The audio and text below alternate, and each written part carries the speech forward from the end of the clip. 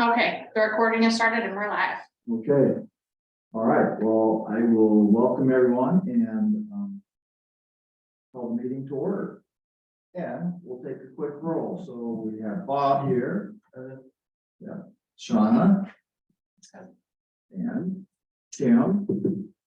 All here. I'm here, I think.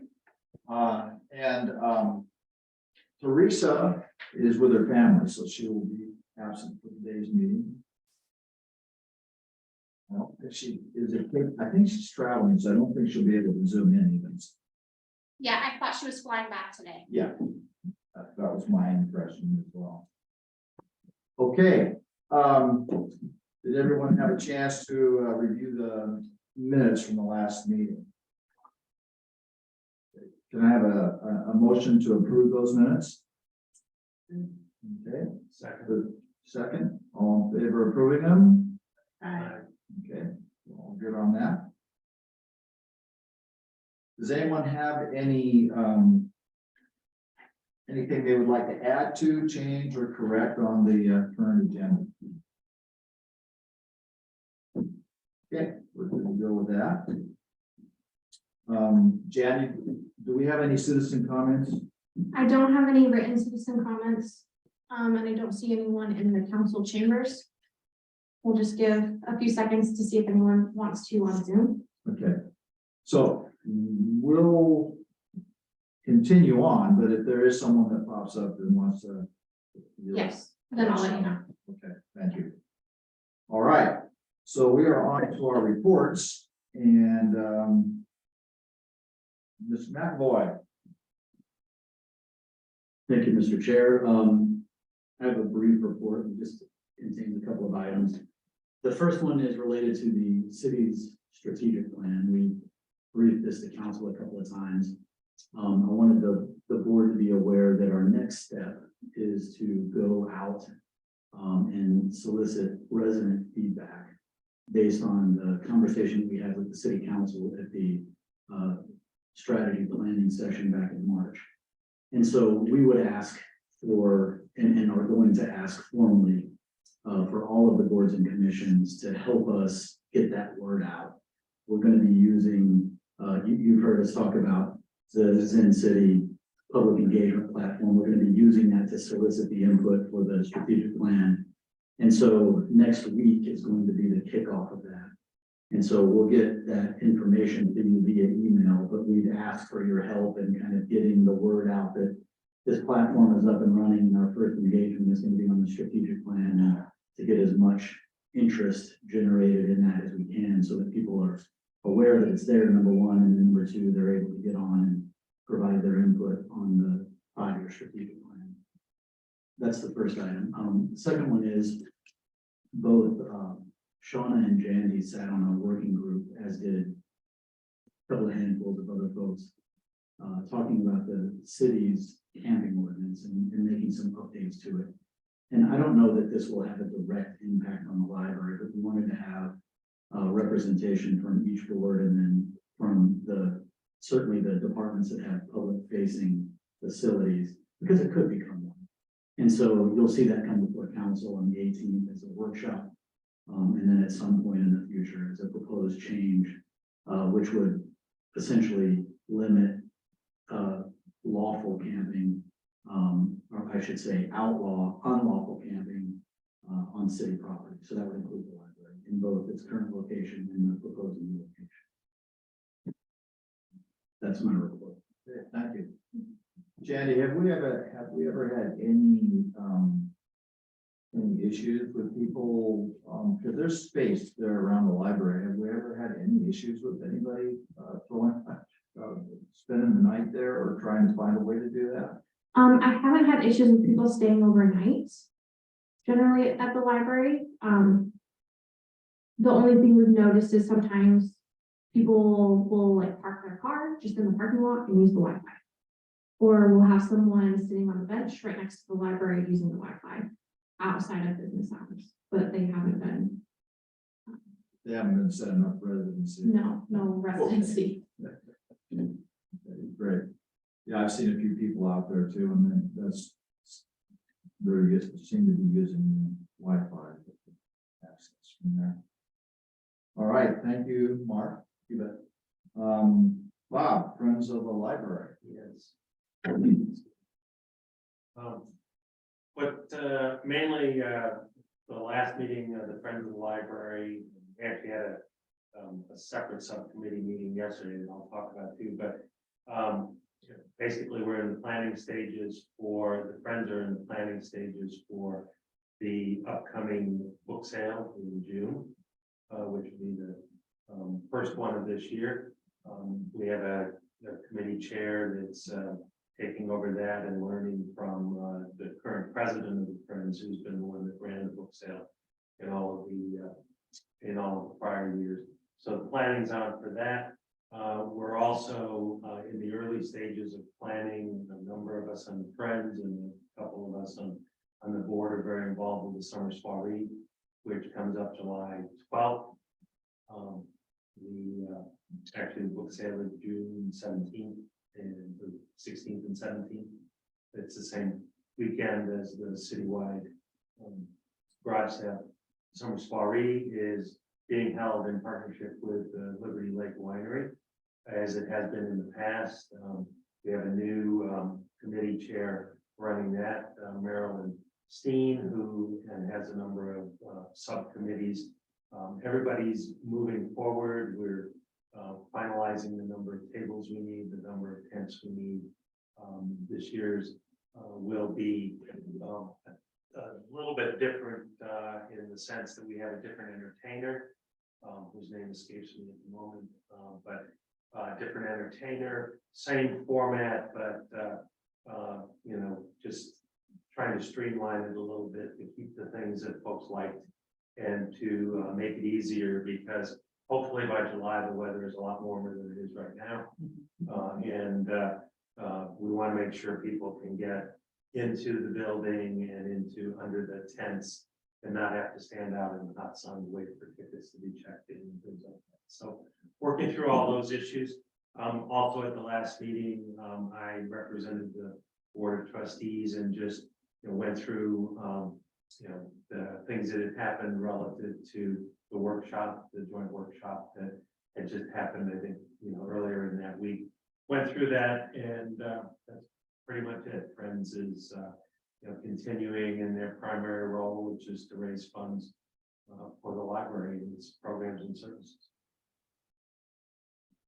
I add a couple of things. I'd like to, the soiree is the biggest fundraiser for the Friends. It is a big fundraiser. It brings in a lot of money for the Friends to continue funding all the extras that the library provides for our kids and our community. So I would say if all of us can free up a time to go to that thing, it's a lot of fun, and it's a way just to have converse with a whole lot of different people and show support for the library. And and if we see anybody, let them know that the soiree is coming, and so that they could be aware of that. There will be some advertisements. There'll be advertising at the farmers market, and so there's ways to be able to get your ticket, but also tickets are limited. There's only going to be 150 tickets sold. Is that correct, Bob? That's correct. Yeah, 150 tickets sold. Once that's done, can't get a ticket. So Sold out last just sold out last year. or pretty early. It sold out about a week before. We had to. We have two ways to get tickets, and we'll have a similar setup this year, which is we'll have a QR code that directs you to a Square site for the ticketing, and then some of the members like to have physical tickets that they sell to their friends and neighbors. So it's a juggling act, but we anticipate selling out. We didn't change the price this year. It's still $30 per person, which is a bargain for all of the food and the entertainment and just having a great Wednesday evening event. Good company. With a lot of friends. No pun intended. You said the date on that is July 12th. Delightful. Wednesday, yeah, Wednesday. adding it to my calendar. I went last year, it was a lot of fun. It's a good time and, just a thank you to the Little Bit Lake Winery. That, Mark and help me.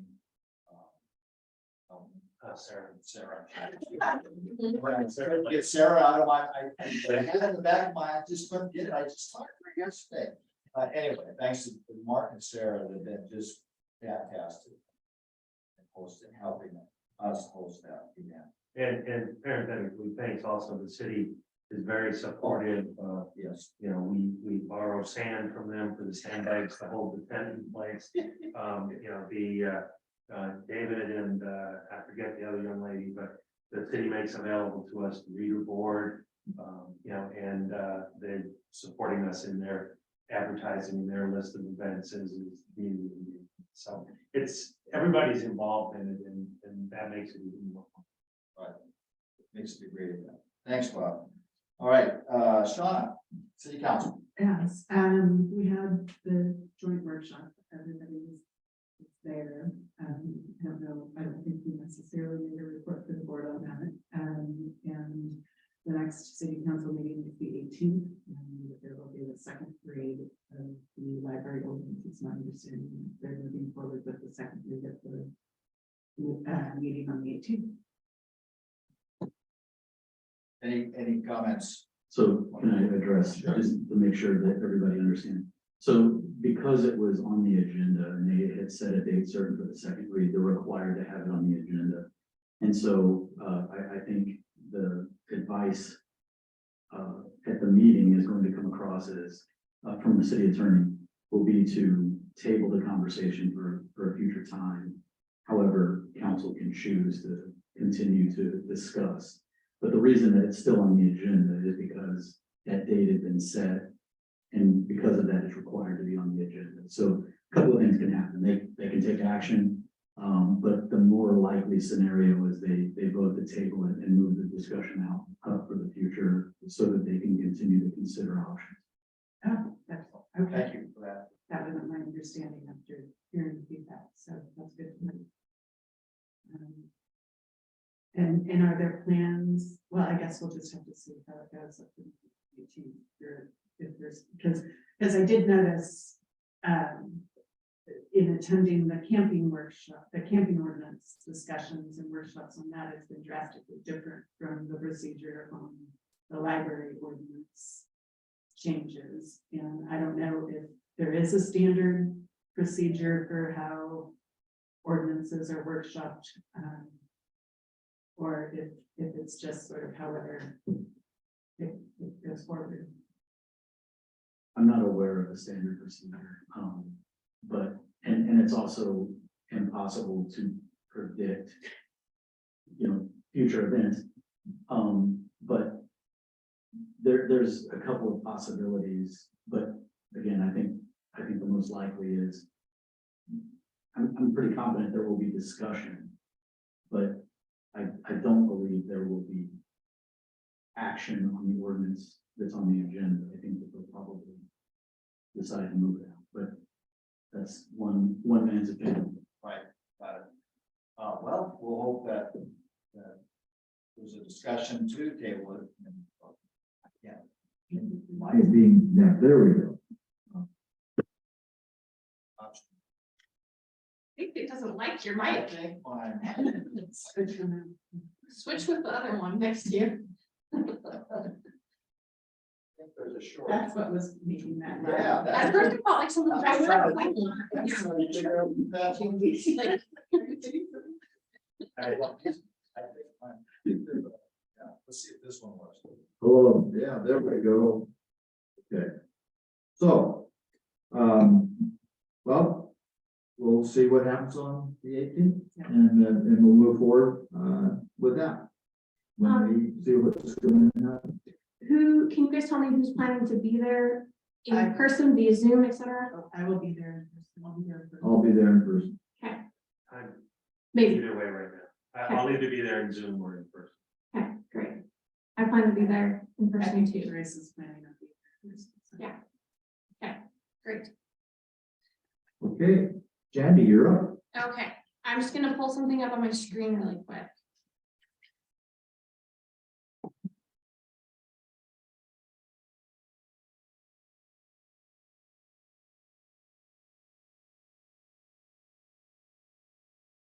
Apologize. I need to go back just a second before Jandy goes to the report.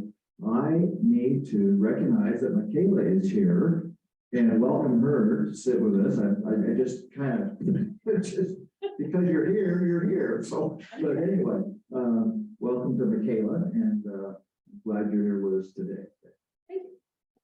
Yes, so Michaela will be filling in for me while I am on maternity leave, which will start at some point the beginning of June. And so I brought her here today, and she'll be at our next meeting in May also, just so she's up to speed on everything that we've been discussing, but also can get familiar with all the mechanics of running the meeting as well. So, yeah, you've been with us for almost 1 year. Today's my 1 year anniversary. Yeah, 1 year. So, I wanted to start with my monthly report. Statistics report. I sent this to you guys a few hours ago. But a few things that I just wanted to point out from the report is, so March 2022 is when we had started, I guess, opening up the library a little bit more. Maybe that's not the right word, but during, January and February, we had, was Omicron, so we weren't doing a lot of programming, and we weren't seeing as many people in the library. So the main thing I wanted to point out to you guys as far as like checkouts and let's see, so it's checkouts and check-ins and just attendance at the library. We're up about 1,000 from last year in each of those categories. So we were seeing a lot more, I guess you would say, foot traffic again, starting in March of last year. So we're up 1,000 from last year when we had just started getting a little bit more foot traffic in the library. The other thing I wanted to point out to you guys was just that we had a huge jump in Overdrive downloads this last in March, so it's up 500 from last year.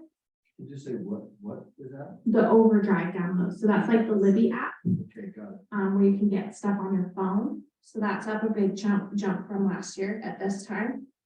The other thing I just wanted to tell you guys about is in April, and so March, April and May, we're doing a lot of preschool story time,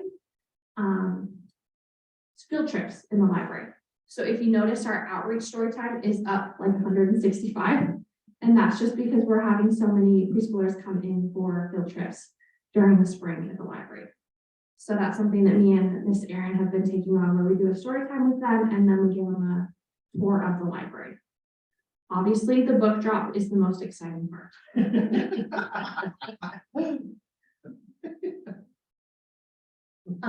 Our community meeting room is still up really high, so we're at 39 reservations for this last month. Let's see. That's the big room, right? Ken? Yes, well, it's both. Or is it both? Yes, so I tally both of them at the same time. It's still, well, I mean, 3096, but granted, it was limited use of the library in person, so that makes sense. How much use does the new study room get? So it gets heavily used. I would say probably 2-to-1 ratio when I get reservations. Wow. For the study room versus the meeting room. I am seeing a ton of HOA reservations for the meeting room, and I don't know if that's like a yearly thing, so that we'll see a lot right now, but then maybe we won't see very many, or maybe it's like a twice a year thing. I tend to feel like I see a lot in the beginning of the year and the end of the year with that, so we've been getting a lot of those requests as well. Michaela, would you tell them about the adult fiction genre project? Yeah, in April, in a couple of weeks, I'm gonna have my teen volunteers come in for a day and de-genreify the adult section. So right now, if you've been under, it's broken up into like inspirational, fantasy, mystery, etc. And we've had a lot of people not being able to find what they want. So we're gonna undo that and put everything back together, April 23rd. The volunteers are gonna do that. So how are you rearranging those, genres? Yeah, they'll all be alphabetical by author, so all of the authors will come back together, like, for instance, yesterday, somebody after Stephen King, he's in the fantasy section, the suspense section, and the regular fiction section. We're not doing that anymore. He'll all be together. We're still using the stickered labels on the spines though, so that it's easy for people to say, oh, this is a fantasy book, I'd like to read that. But they'll be alphabetical by author. We've definitely noticed the most complaints for people with those popular authors that are in multiple genres. I like that idea. Thank I you. hate going into the bookstore and trying to find it. Okay, they have nonfiction, but then there's a Western section. I can't find them, but it says there's 10 books. Right, yeah. It's something that we did during COVID when we were closed. And it's one of those things where we tried it and we decided we don't like it. And the patrons decided overwhelmingly that they don't like it. Yeah. So.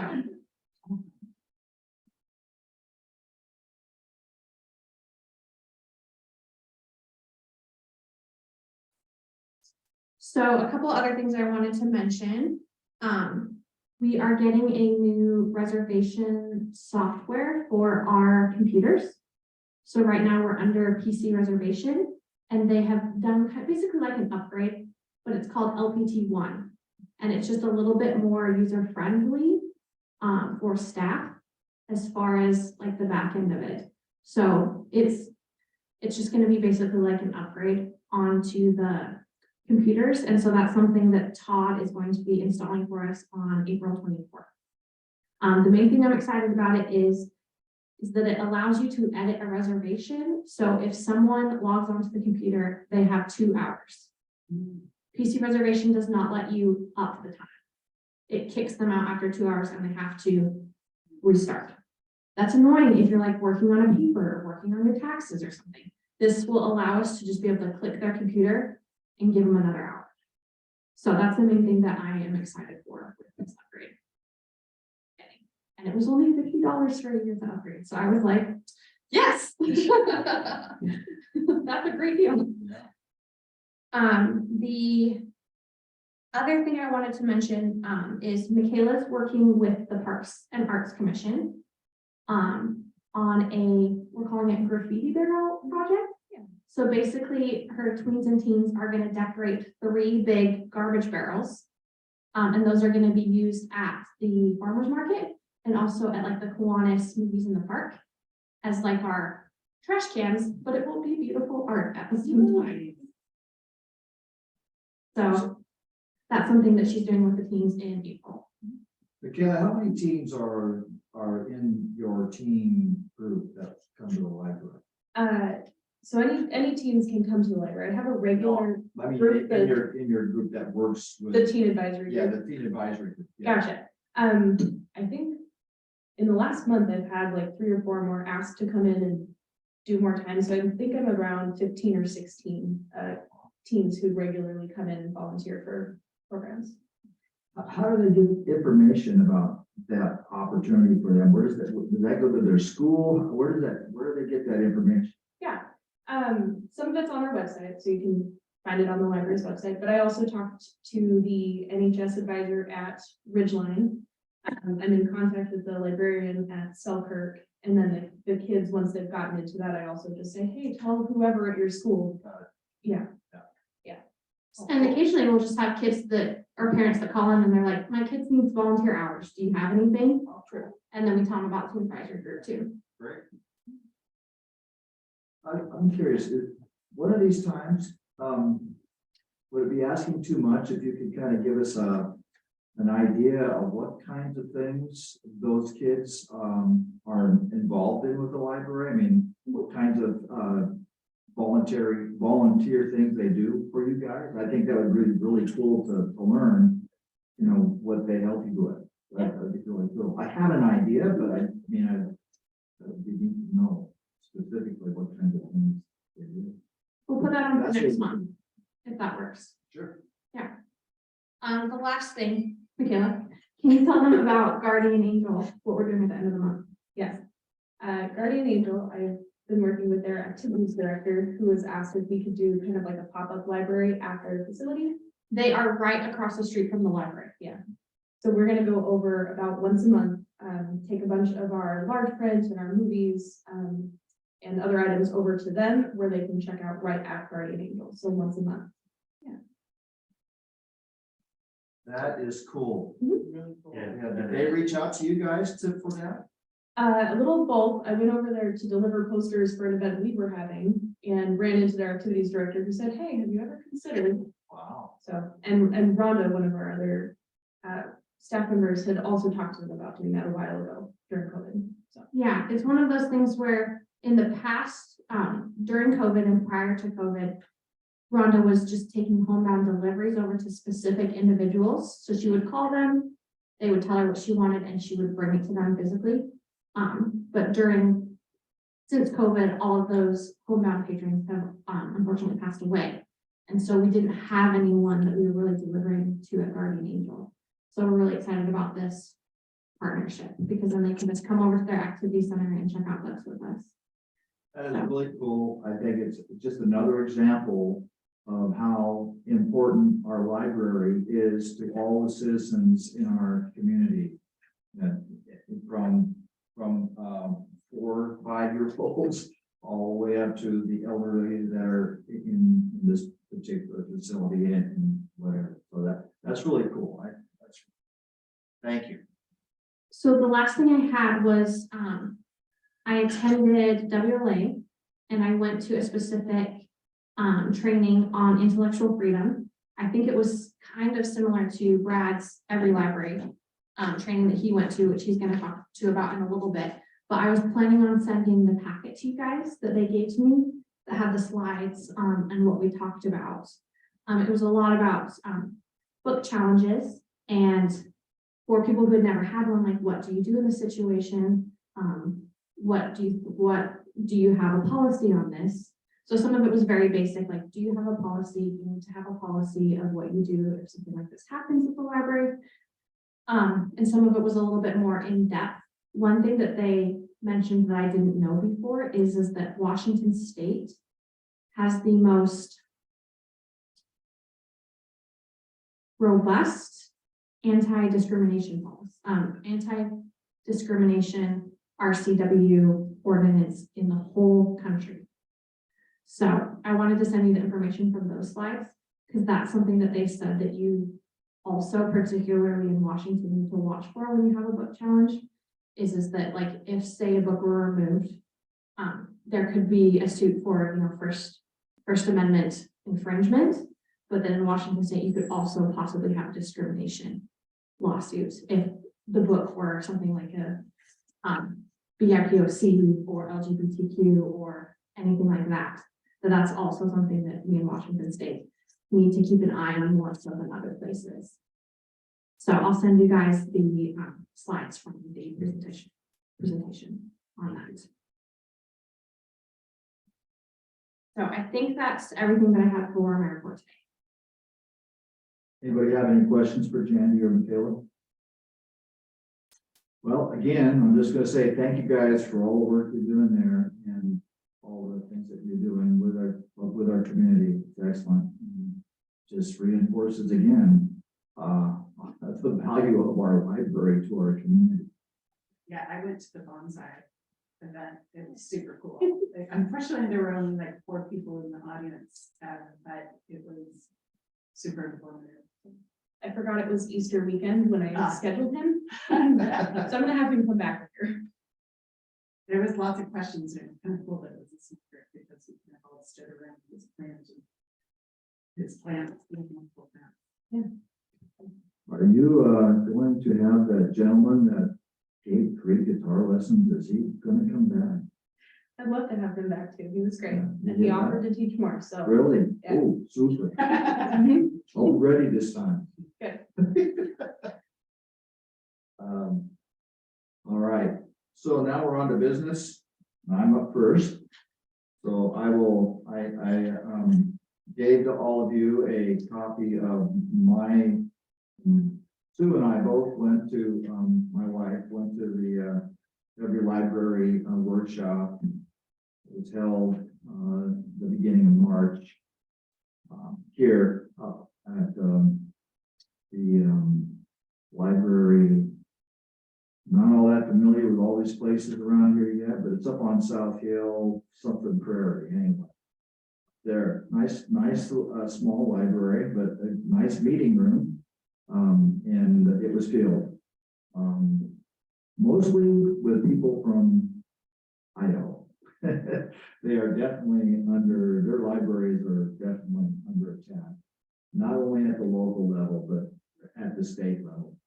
And so they were there to listen to the Every Library Institute's presentation on dealing with the issue of book challenges, but also dealing with establishing communication with all different types of ideas, ideologies, and people. And so I've listed some of those things. I sent out, did everybody get a copy of those slides? Yeah, they're excellent. Of course, you don't get the narrative that goes along with it, and that's always interesting that they have the narrative, but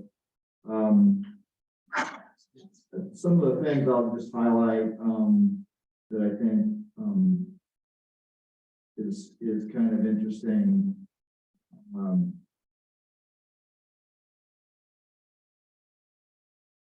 A lot of places have to vote levies in order to support their library. We're fortunate that we don't have to vote for levies. So they talked about how people and how to get that done if you're in that situation. But I will say the same thing was said at this particular conference in reference to the 14th Amendment, which is the discrimination amendment that covers discrimination. So not if a book challenge, which isn't defensible with the First Amendment, it certainly is defensible with referring to the 14th Amendment. And if you look at and find the page. There's a page that actually talks, oh yeah, civil rights and human rights. He went through the Title II of the Civil Rights Act, prohibits discrimination based on race, color, religion, national origin, in places of public accommodation. Would be a library. Title VI, the Civil Rights Act, prohibits discrimination based on race, color, and national origin by programs that receive federal assistance, and we're not one of those. But Civil Rights Act prohibits discrimination based on race, color, national origin, section, religion by state and local government employers. So that's another reason, I guess, to talk about the need for people to be able to access all types of information. And so I won't spend time going on over all these things, but I thought maybe you guys this might help as you look through some of the slides as to the things that were discussed at that particular meeting. It was a great meeting. I have his card. If there's ever any of us ever feel we need any kind of he was great. Said he'd come and talk. He'd help us out with anything that we might need help with in the future, which was pretty cool. And I will say that it was very interesting having conversations with librarians and library directors from my neighboring state. That was eye-opening to me. That's my report. Michaela, election. Okay. Jandy asked me to talk to you guys about weeding, which is probably the lesser known of what we do with the library. So there's a service cycle that includes like the acquisitions, the cataloging, the circulation and reference, and then weeding is kind of the last piece of it. Our model is based on CREW, which is continuous review, evaluation, and weeding, which has been developed about 30 years ago. A lot of public libraries use it as kind of their guidance for weeding. And so it's an all the time process. It's ongoing all the time, but basically weeding is to save us space. It saves our patrons time when they're looking for things. It makes our collection more accurate. So even though it's the lesser known thing, it is a really important piece of what we do at the library. The piece that you guys probably see the most is that collection development policy. Weeding is a piece of that. And it says we weed for accuracy, for physical condition, community and historical value, low circulation, things like that. The piece that you don't probably see as much is our actual procedure. So in front of you, I passed out a collection maintenance guidelines and schedules. The lovely 11-page document that guides how we do that weeding process at the library. Part of it is done every day by our frontline staff when they're checking in and checking out. They're looking at every item for condition, if it's out of date, if there's maybe something better we could have in the collection. So they pass all of that on to Jandy and I when they see it at the front desk. The other piece of it is that at the very back, I think page 11 has a calendar of when we weed certain sections. And we go through that. Jandy does the children's and the juvenile collections, and I lead the young adult and adult collections. And so every month we pick like one section of those. Last month I did inspirational fiction, and Jandy did picture books A through D. Yes, yeah, with the authors A through D. So that's just, first we'll print off a report from Koha, which is our library management system, that says, this is when you got the items, this is how long it's been since they've checked out. I usually only pull stuff that hasn't checked out for 3 to 5 years, depending on what it is. So I'll take that report to the shelf. Jandy takes her report to the shelf. We'll pull all of those items. While we're there, we're also looking at other items in that section for, are they in terrible condition? Are they outdated? Is there something better that could be here? Are we widely represented in this state, in this section? So that's the first piece. And then we go through each one of those items that we pulled one at a time and do that same process on them. And then some of those things we also are looking for, like, are the illustrations attractive to kids? Is there a bunch of 4 pages? Yeah. That's something that I look at a lot with the picture books. Yeah. Yeah. With the YA, sometimes it's maybe they haven't checked out in 3 years, but the middle school is going to read it as a school project. So I usually check in with them too and just say, is anybody reading this at school? If so, we'll keep it around for maybe a cycle of reading. And we look at like specific considerations, like for software books, I usually keep the last edition. For those of us who aren't early adopters, I keep usually 2. So things like that. And then once we've gone through all of those, we determine whether to discard those things and give them to the friends. And that money comes back to us in the form of programs usually, or to replace them, or to maybe widen that section if we haven't ordered enough or our viewpoints aren't wide enough on those. And then it goes back into that first piece, the acquisition. So we use it, the data we get from weeding, to really make decisions about what we're going to do next in that process.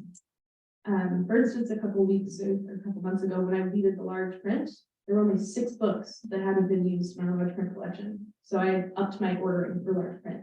Wow. A lot. And obviously we're using it for the Guardian Angels too. They want a large print. So yeah, it helps us keep an accurate, up-to-date collection and get rid of things that aren't being used for the community. So yeah, if you flip through your collection maintenance guideline, you'll just notice that we have a lot of the nonfiction sections listed and the guidelines for how often we have to update those collections. So it'll tell us, how often we should update our science collection, our technology collection, our even has stuff about pets. Like it's very thorough. And so that's something that we like to keep an eye on a lot with our nonfiction. And that's something I've been trying to be a lot more thoughtful with our juvenile nonfiction collections. That's something that I've been working on heavily updating the last probably 2 years. When I started at the library, I started my first week and we had books on airplanes in the airport prior to 2001, September 11th. So it didn't have anything about TSA or anything like that. It was just kind of like, you can walk all the way up to the very front and drop off your family right at the gate and that sort of thing. So it's just like, there's things like that that we want to make sure that we are updated on. And so that's something that we try to keep an eye on, is having an up-to-date collection, but also making sure that we have many viewpoints on different topics. Particularly like Michaela does the teen collection. I want to make sure with those, high school reports and stuff, when they're having to do two sides of something, that we have both sides on stem cell research or global warming or whatever the hot topic is. I'm listing the hot topics from like 12 years ago. But making sure we have all viewpoints in our collection as well. So we wanted to just give you guys kind of a little report on what we do as far as reading. David, have any questions for you? Curious, and it's not, I mean, it's not what you do in the physical library, but do CIN and Washington Anytime Library do something similar in the online versions? You don't have any control or input into that. So with our Overdrive subscription, you can put in requests for different titles that you might want to see in the collection. We keep that in mind, particularly for like school reports and that sort of thing, or maybe there's like a Spokane is reading and you want to make sure that that book is in the collection and that there's a lot of titles on it. So we can put in requests. We don't generally do any of the reading with those collections. It's something where I get reports from Will, who does that collection maintenance probably twice a month on different things, where they'll let us know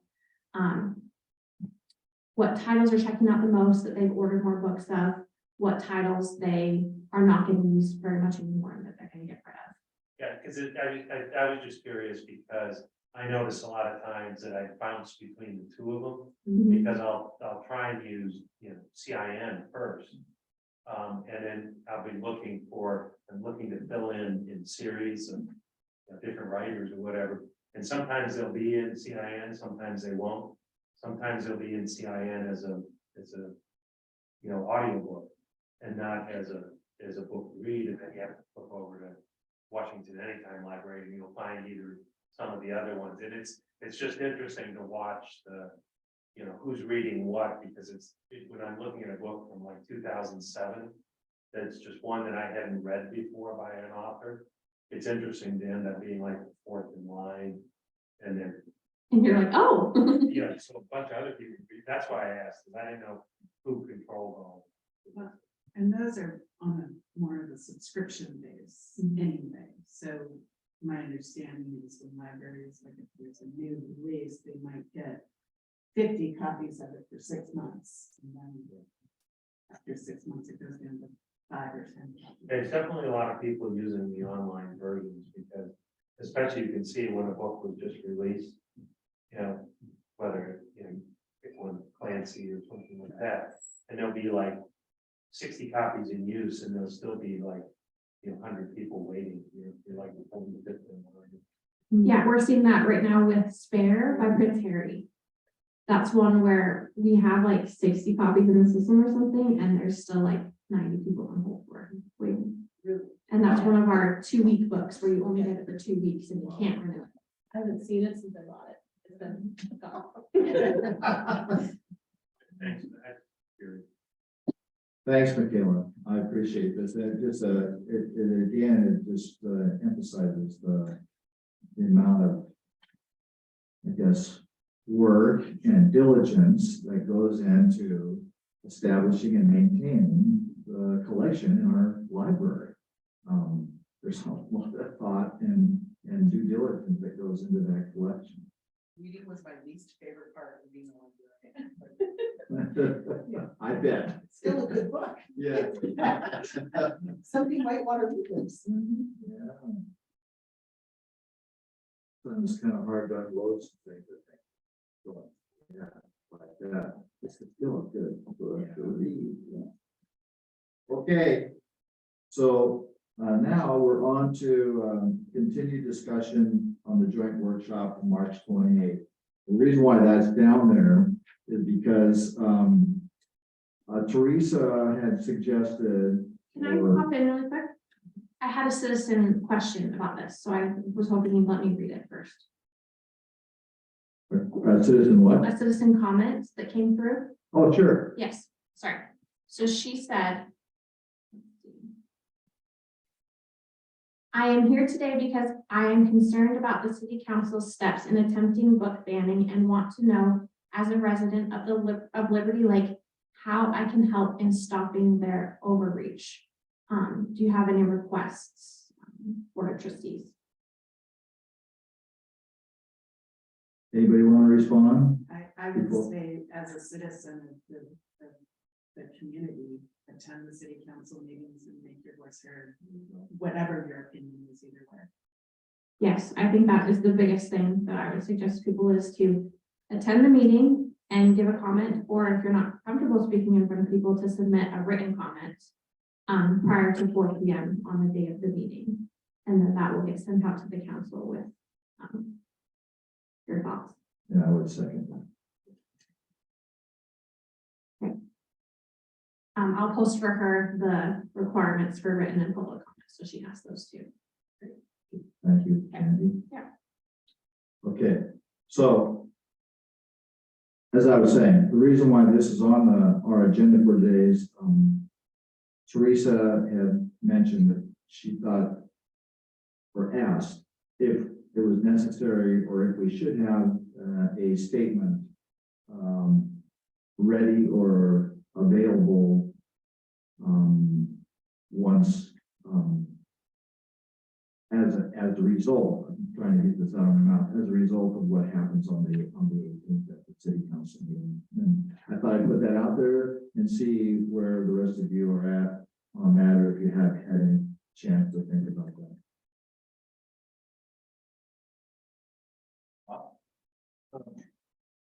I think, where I came down on this when Teresa brought it up, I think that we have, my opinion, we have to let the process play out. I believe that, based on what Mark mentioned and what may happen at the meeting, whether or not it's tabled, whether or not the ordinance gets changed, the proposed changes to the ordinance. I just hate putting something out that, is in advance of this whole thing continuing through the process. That said, I believe that we probably have to prepare a framework where we can fill in what's happened. Here, the issue has been going on since this point in time. These are the steps that have been taken. This was the decision that was made, and this is, what the library, board believes, if we all agree with that kind of process. And I noticed something, because I've been following the legislative process in Olympia, where they are arguing over the police pursuit. And the ability of the police to pursue in much less stringent situations than they are. And they just voted last night to approve kind of a middle ground. And, I read a statement by several people, not some of our political representatives in Olympia, but also others like the police chief association, where the statement says, this is what happened. We think that, that a lot of people, we thank everybody for their involvement and their, and their hard work on this. There's more work to be done, and this, whatever, fill in the blank, this association will continue to do X, Y, and Z as this process moves forward. But my sense is we should have something like that prepared. And then as a group, after whatever happens at whatever meeting, it either gets tabled to, or if we want to make a comment after the April 18th meeting, then we have a special meeting as a board to just to approve what that content is. I've started drafting it, but it's hard to have one that says fill in the blanks. It looks kind of hokey and I don't necessarily want to read it into the record at this point. Anybody else want to comment? I think we also need, as a department, a board, a group of the city, when the city council makes a decision, that's what applies. I don't know that as a board, we may want to ask Sean. I know if you're part of a board and the board makes a decision, the whole board has to stand behind that decision. If the city council makes a vote and that's the will of the city council, it's my understanding, but I could be wrong, that that's what everybody moves forward with supporting. So we may want to get some advice on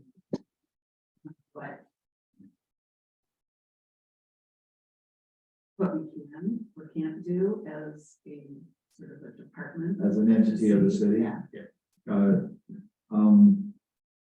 and I can reach out to Sean. Any thoughts?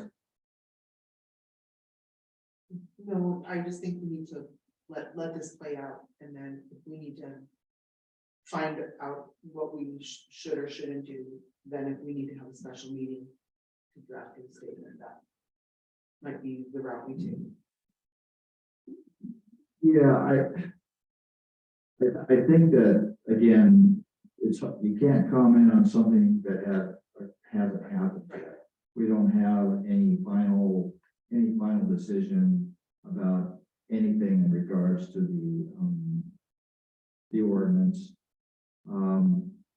And I mean, we could make a comment after an ordinance has been done, but it's still, we're bound by whatever is passed by the city council. So I think we have to keep that in mind as we move forward as well. So I guess what I'm hearing, and correct me if I'm wrong, what I'm hearing is that we don't want to formulate any sort of a statement at this point in time. And just like Kim said, let the process play out, and everyone has said, let the process play out, and then we just move forward from there. Everybody okay with that?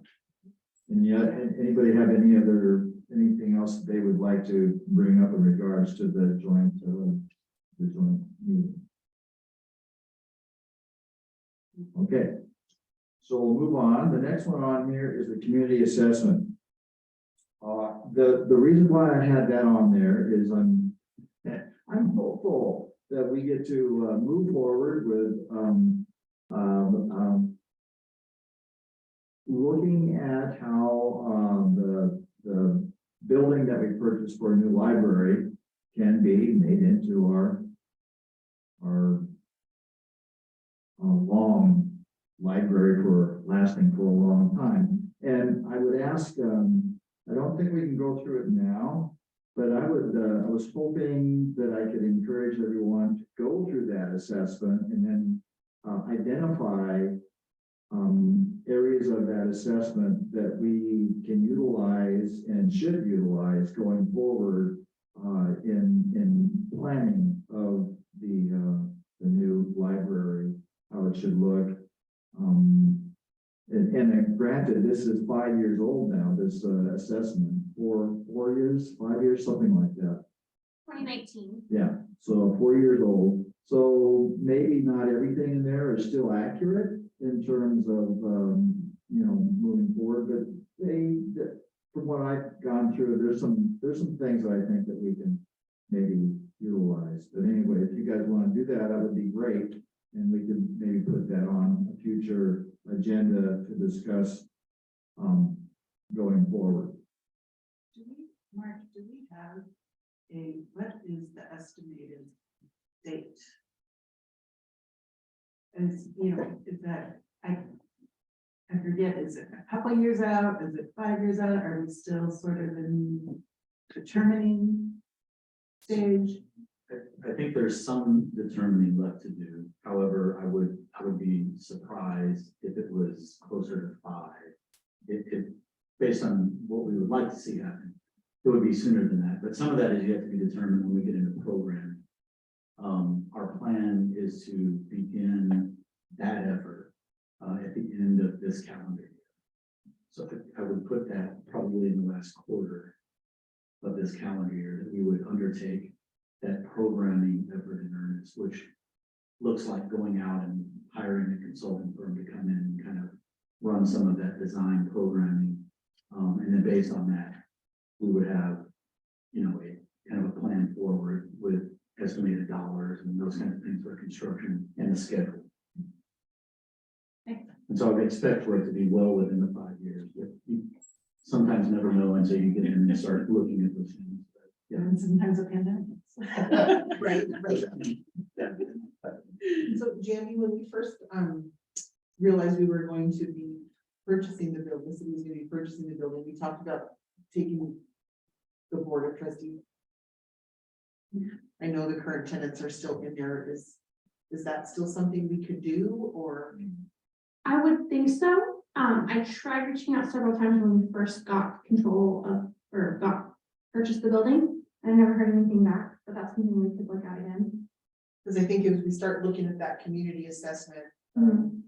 and it, you know, I think seeing the inside of the building, and that would start to get creative ideas flowing, and just start that whole dreaming process as we move forward.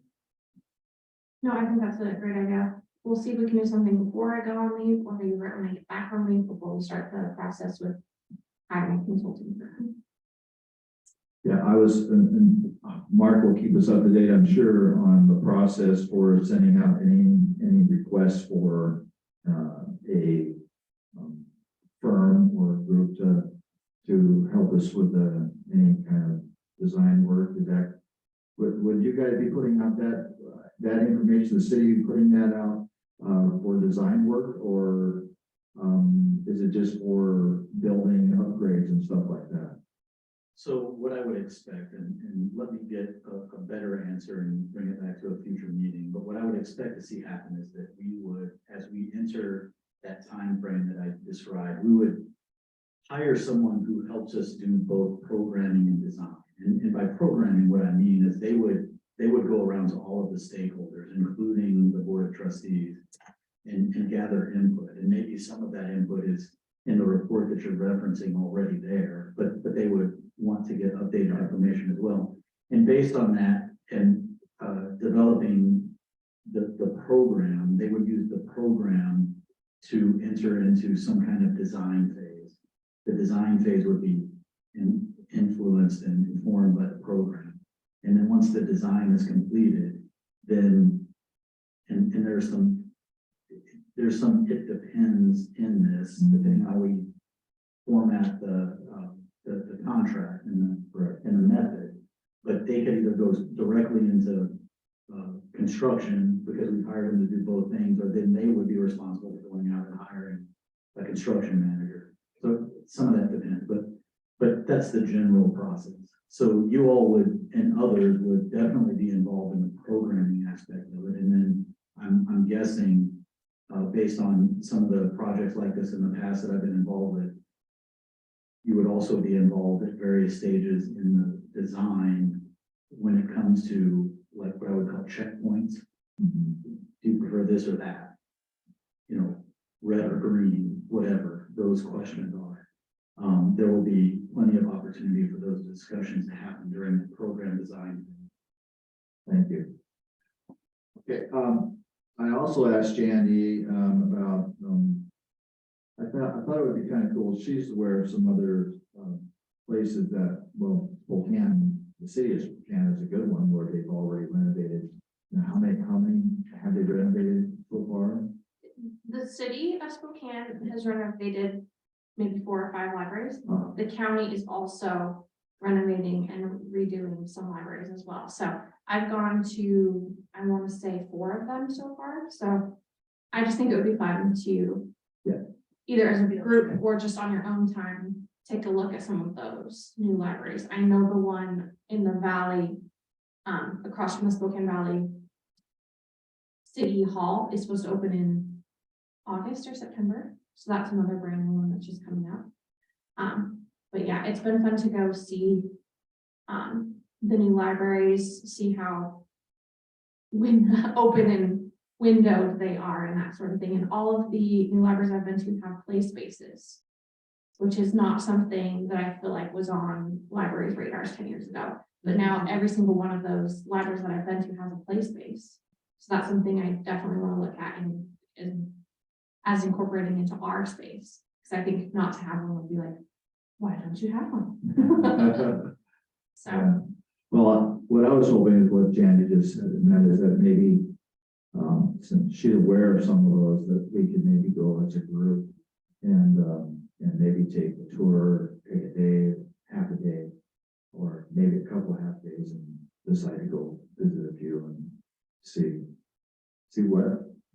what's the new ideas in libraries. And the same firm has been used by the county and the public library in designing those libraries. So I definitely, when we go out for a RFQ, would like to reach out to that, make sure that we send an invite to that company to come do a bid for us. So I feel like they've done a bunch of libraries recently. They probably have some best practices and things they would change that maybe they could incorporate into ours. That was gonna be one of my questions, is when you put that proposal out there for people to bid on, how do you ensure that those contractors know modern libraries? Because their current modern libraries are very different from old libraries, and so like who knows what current, someone who knows current trends, and how does that work? I'm just asked because I don't know. There's a number of different ways you can approach that. It depends on what vehicle we use to go out and hire this firm. But as an example, you could build that into your evaluation criteria. What in the last 5 years, what library renovation or construction projects have you been the prime on, or something like that, or a combination of questions that allow you to evaluate someone's recent experience with that kind of project. Cool. And I know, like, somebody at my company was there for an opening of a brand new library, and we have some of the things that have some really cool, like the tracks of books going from the first floor to the second floor for cataloging, but they also had things like a quiet pod, where if you had somebody that was having a meltdown because they're in a public space, and it was like a sort of a padded safe space, and then with a window where a caregiver could sit right outside, but that the person having, I don't think our library is quite big enough for the need of something like that, but having play spaces and just seeing what libraries, doing the tour and when you're going to conferences, seeing, what new things have you seen in libraries? Yeah, something that I thought was funny when I went on a tour of these new downtown Spokane Public Library is they have a phone call booth where it's just this tiny little room, has one chair, and you can sit in an office phone call. Perfect. It's just like that's the thing that was so common 20 years ago. Yeah, we're just Phone booths everywhere. Moved everywhere, and now it's a special feature. and- Yeah, it's like this new fancy feature again. Okay, well, hopefully, it'll be exciting being able to move in that direction and consider all those, things for, the new library as we move forward. Maybe we could plan some summer field trips Yeah, to go that would be, explore libraries. good. That'd be cool. Okay, well, thank you for that, guys, and, we'll, put that on a future agenda. Just making a note, when we come back, just make a note of the areas of the community assessment that we can apply to whatever moving forward with the planning of that library. Okay, any other comments before we move to the next one? Yeah, before we move to the next one,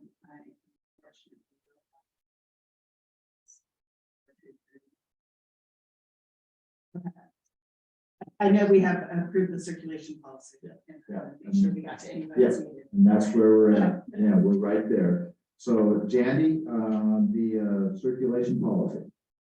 So if it works for you guys, we'll vote on our approved circulation policy and then we'll decide which policy to do next. I have it reversed in the agenda. No, that's perfect. But I sent you guys out a final copy of the circulation policy. Did you have any feedback or concerns or things that you wanted adjusted before we go to a vote? I just had one feedback. Yes, Thank you so much for how you revised what we talked about the last time. Putting at the bottom, either in the end note or whatever, that, you know, how many times the policy has been approved and changed or whatever. I think that's really important as we go forward, and it shows how many times these things change, not just that it was approved on April 2023. So I really appreciate you doing that. so with these are all the hard copies that I could find copies of. So I don't know if maybe there's one from 2003 or 2009, but it's something where we can definitely continue to add on to as we do updates. And these were just the ones that I knew for sure, that I had copies of, but yeah. It definitely like tells a story and a history with these policies. And then if you notice, just at the top, I put the most current version of it. Yeah. Yeah. That was a real great video. Anybody have any other comments or additions, corrections before we put it to I ask for a motion to approve? Okay, well then I'll call for a motion to approve the circulation policy as written. Second, please. Second. All in favor, say aye. Okay. Circulation policy is now approved. So I will get that updated on the website by the end of today or beginning of tomorrow. Just gonna- And you had pointed that out in this, that it is the 3D printer policy is still on the website too, so. It's- It's still there? The link is on the page with all of the lists, but the link goes nowhere. It Oh, okay, froze- it so I froze bet on I the screen. deleted it on the back end, but then on the front, like edited end, I didn't delete it. Yeah, Okay. it's still on the page. as Okay. 3D printer policy, but it was going to be one policy. Is Right now, it's broken. just a. full of the first thing. Okay, so yes, that will be, that will be removed, and then this guy will be updated. Okay, thank you. All right, so the only other thing is, next policy up for review. Jandy, do you have a specific policy in mind? I know Bob, you put out a nice little thing for us to consider. Yes, So, Jandy, so I had Bob's pulled up, which was very helpful. So he has listed on here as the oldest policies that we currently have. Number 1 is the computer service policy, or sorry, customer service policy. Number 2, the public comment at board meetings policy. Number 3 would be library programs. Number 4 is computer and internet policy. And number 5 would be the confidentiality of public records. The one that I would like to take a look at the most out of those is the computer and internet use policy. But I'm Okay. open to Yeah, you guys' thoughts and feedback on that as well. good with that? Is there a second one? Is there another one that would be on your list after that one? That's the 2 that I had flagged for this year that I for sure wanted to do was this circulation one and the computer and internet policy. Okay, After that, I honestly need to take a deeper look at Okay. it again. all right, so we'll put the computer internet policy up Yes. for review. Yes, Will you be bringing that to our next meeting? yes, my Okay. plan would be to send out a Word file for you guys to take a look at, to put any edits in that you want to. But at our next meeting, we would do kind of an overview and then start at the beginning of the policy. So Great. I feel like our circulation and our collection development policies are several pages. I think this one is 2 pages. So it's a little bit shorter. But we do have a lot of requirements with, computers and internet and filtering and technology with different age groups and stuff. So that's why I wanted to take a look at it and make sure that we're above board on everything. Right. Yeah, and do we need, I know they're in the circulation, but do we need policies on hotspot use added to the computer use? I don't know. So we may, like, we have how long you can check out for. Yes. How often, but is there a policy on their use also that we may need to consider adding? That's a very good point. That's Yeah, or if we need that's to a pretty good include point, the- yeah.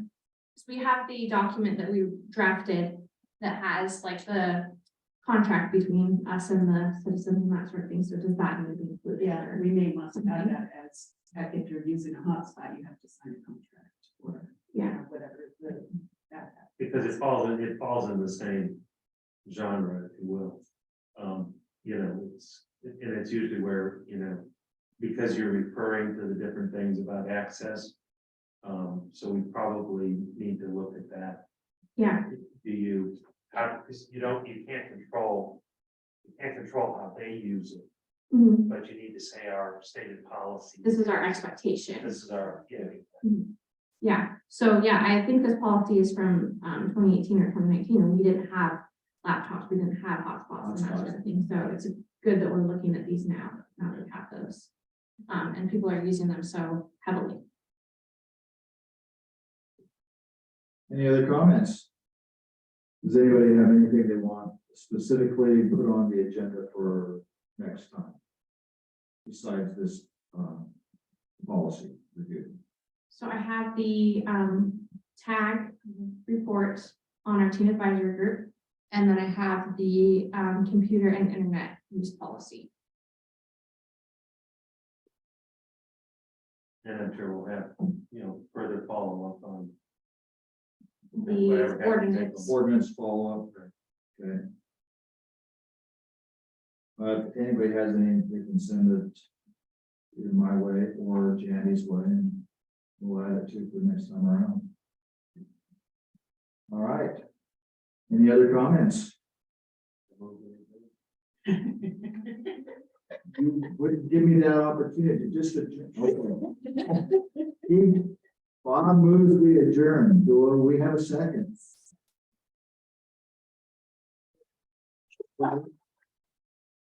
All in favor of adjourning the meeting?